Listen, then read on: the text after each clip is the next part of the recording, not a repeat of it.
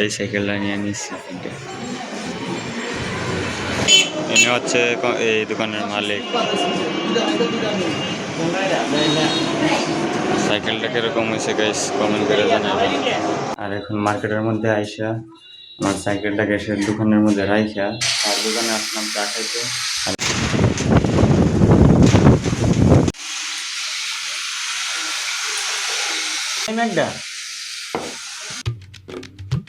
Hey guys, welcome to my new vlog. আজকের blog edit করতেছি সূর্যবাড়ির উপর থেকে। এখন দেখতে পারতেছেন এখনো গাছগুলা নিতে আসে নাই ওই লোকেরা, কারণ টাকা দিছে না। টাকা ক্লিয়ার করে দিয়ে তারপরে এইগুলো এখান থেকে নিব, না হইলে এক পাও লড়বো না এই জায়গা থেকে, এই গাছের টুমগুলা। তো আজকে যেতেছি হচ্ছে মার্কেটে বা টাউনে সাইকেল কেনার জন্য। তো সাইকেল কেনার জন্য এই অনেকগুলো টাকা এই জায়গার মধ্যে নিয়ে নিচ্ছি। তো দেখে গিয়ে বাজেট অনেক বেশি নিয়ে নিছি। তো দেখে গিয়ে এই বাজেটের মধ্যে কিরকম কিরকম মডেলের পাওয়া যায়। পিছনে সিট লাগবে বিশেষ করে, কারণ আমি সাইকেলটা নিতেছি ওই গ্যাস ডেলিভারি দেওয়ার জন্য।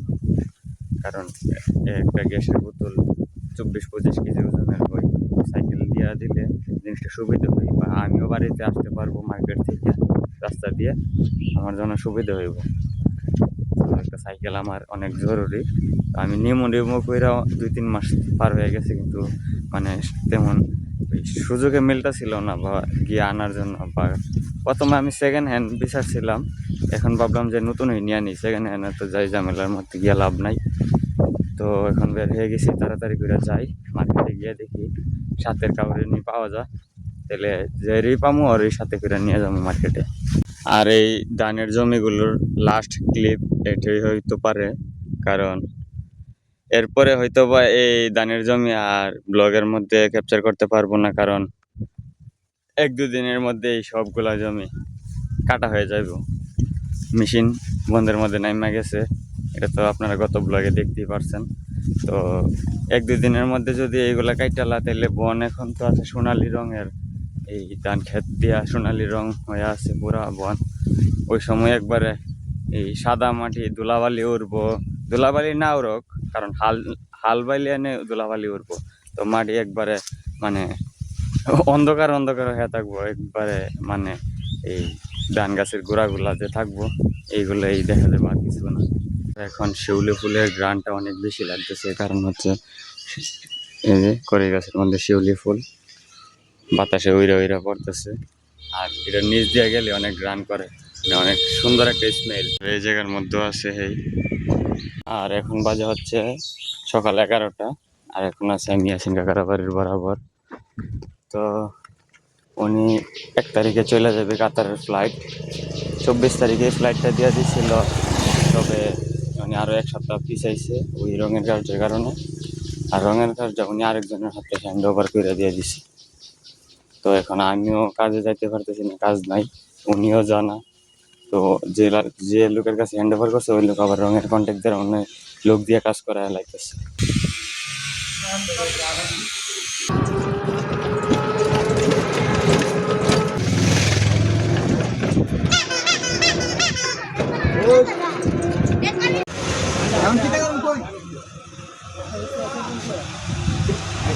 বাড়ি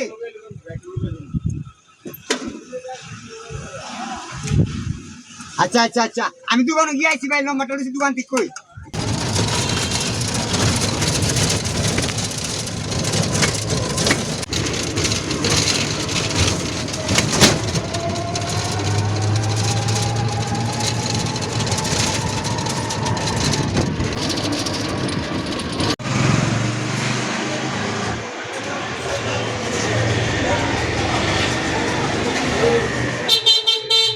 এই সাইকেলটা নিয়ে নিচ্ছি 9,500 টাকা সাইকেল। এই সাইকেলটা নিয়ে নিচ্ছি।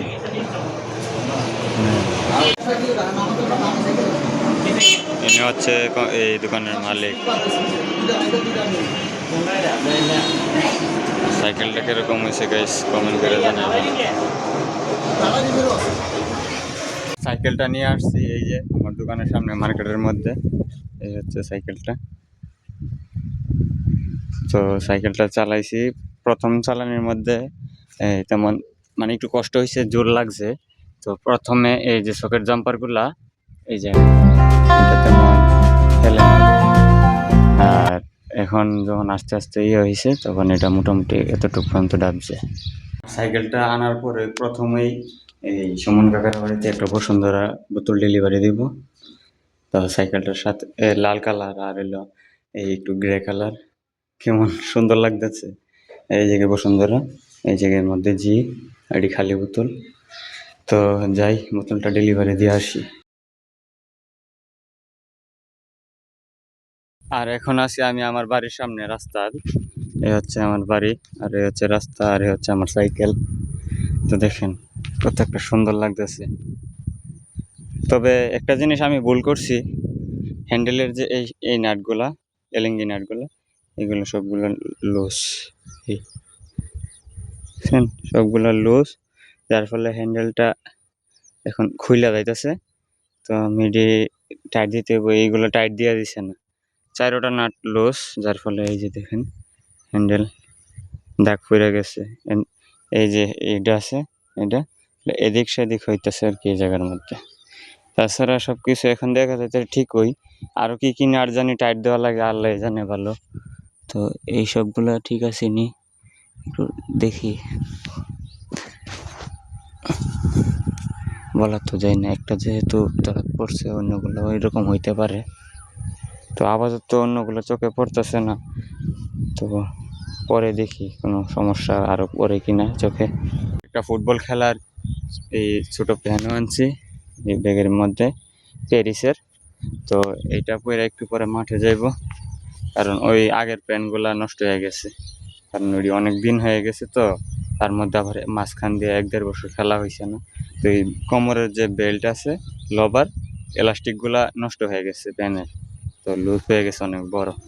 গাইস এই জায়গার মধ্যে দেখেন আমার ঘরের মধ্যে মরিচ গাছ, লাউ গাছ, এই জায়গার একটা লাউ গাছ, গাছের মধ্যে মরিচ আছে। এই যে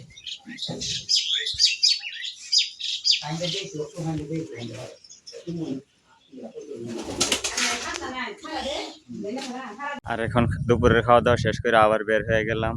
আর এই হচ্ছে আমার R15, মানে R15, এটা হইলো আমার R15। এটা নিয়ে আবার বাইরে হয়ে গেছি, এখন মার্কেটে যাব। মার্কেটে গিয়ে আমার গ্যাসের দোকানের মধ্যে এটা রাখবো, রাইখা তারপরে খেলার মাঠে যাব ফুটবল খেলতে। তো ভাবতেছি এখন আর গুরুস্থানের এই দিক দিয়ে যাবো না, আসার সময় এই দিক দিয়ে আসছিলাম, এখন এদিক দিয়ে গিয়া ওই এই বাড়ি দিয়ে ওইটা যাব। কারণ মাঠও ওই জায়গায় এর মধ্যে দেখো হয়ে যাবে যে প্লেয়ার আসছে কিনা, আমাদের এলাকার পোলাপান সব মাঠে আসছে কিনা এটাও দেখতে পারবো। তো এখন ওয়েদার মনে হইতেছে যে মাগরিবের সময় হয়ে গেছে, আসলে কিন্তু আসরের আজান পড়তেছে মাত্র। তো এই হচ্ছে এটার লুক। আর এখন মার্কেটের মধ্যে আইসা আমার সাইকেলটা গ্যাসের দোকানের মধ্যে রাইখা আর দোকানে আসলাম চা খাইতে। আর এই জায়গায় টিভিও বন্ধ, বাতিজা আসতেছে, তো একটা চা খাবো।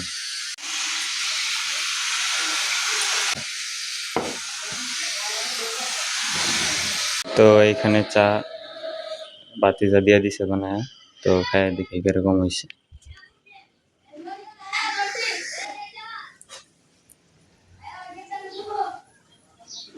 মোটামুটি ভালোই, তবে লিগারটা আর একটু করা হলে ভালো হতো, আর চিনিটা একটু কম হয়েছে। তারপরে ছোট মানুষ ভালোই বানাইছে।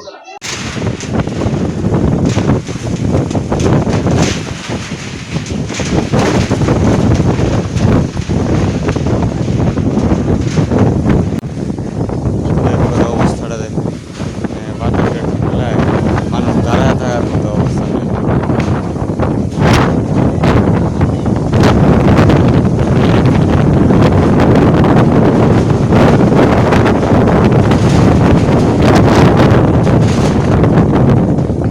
বাতাসের পরিমাণ এত বেশি, এত চাপ, গাড়ি এই জায়গা থেকে চলে গেছে বাতাসের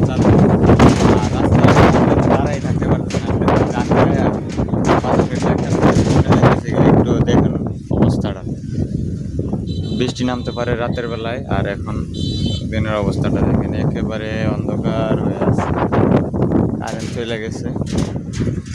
আর কেউ গাড়ি দিয়ে একা পিছিয়ে গেছে গা। আমি টান্দা ধরছি, আমি ভাবতে যদি জায়গা হ্যান্ড ব্রেক আসিল না। এটা মোবাইলটা না, ওই স্যামসাং বা আইফোন হইলে একদম ক্লিয়ার রেকর্ড হইলো হইছো। আর এখন বাজে রাত্রে 11:30। তো এরকম তুফান আর বাতাস চালাইছে যে শরীর একবারে ঠান্ডা হয়ে গেছে। তো এতক্ষণ মার্কেটে ছিলাম, লুডো খেলছি, আড্ডা দিছি, চাটা খাইছি। তো এখন যাইতেছি, এই হচ্ছে রাস্তার অবস্থা, একেবারে অন্ধকার। এখন নীরব হয়ে আছে এলাকা, বাতাস নাই তেমন, হালকা ঠান্ডা ঠান্ডা ফিল একটা লাগতেছে শরীরের মধ্যে। তো আজকের ব্লগটি এই পর্যন্ত। ভালো লাগলে অবশ্যই লাইক কমেন্ট সাবস্ক্রাইব করে দেবেন। Thanks for watching.